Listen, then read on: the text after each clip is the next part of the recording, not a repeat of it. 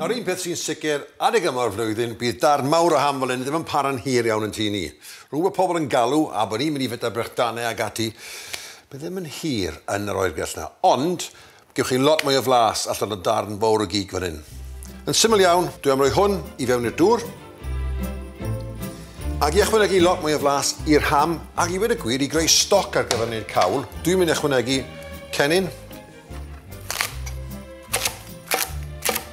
Dwi am roi helogen i fewn a cwbl o foron.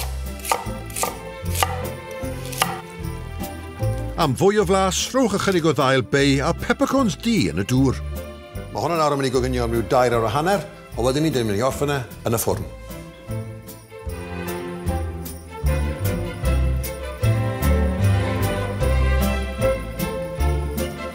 Nawr, mae'r ham yma wedi bod yn coginio am ryw 2 awr a hanner. Mae eisiau 4 awr i gyd, ond dwi am roi hwn yn y ffwrn nawr gyda'r gles yma yn mwyn creu, wel, rhyw siwgr ar y top a rhyw garamel fydd yn rhoi blas melys i'r ham tra bod ni'n bita fe.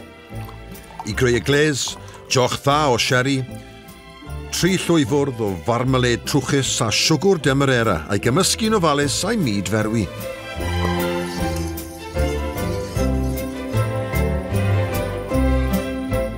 Gyda chyllell finiog, gwaredu'r cortyn oddi ar yr ham, ac yn ofalus, tynnu'r heinen dene o groen.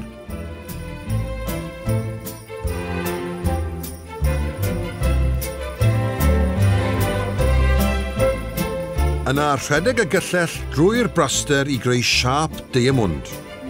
Nawr cam nesaf i roi'r cloves i fewn yn yr ham, cynio'r chydig mewn bach o fwstad, a wedyn ni y syrup ar ei ben.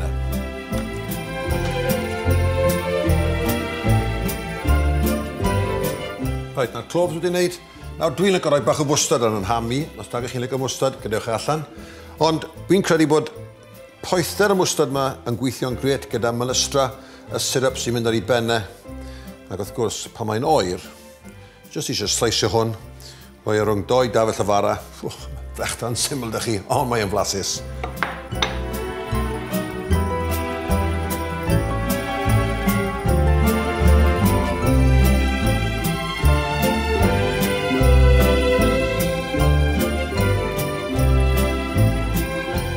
Reit, dyna ni.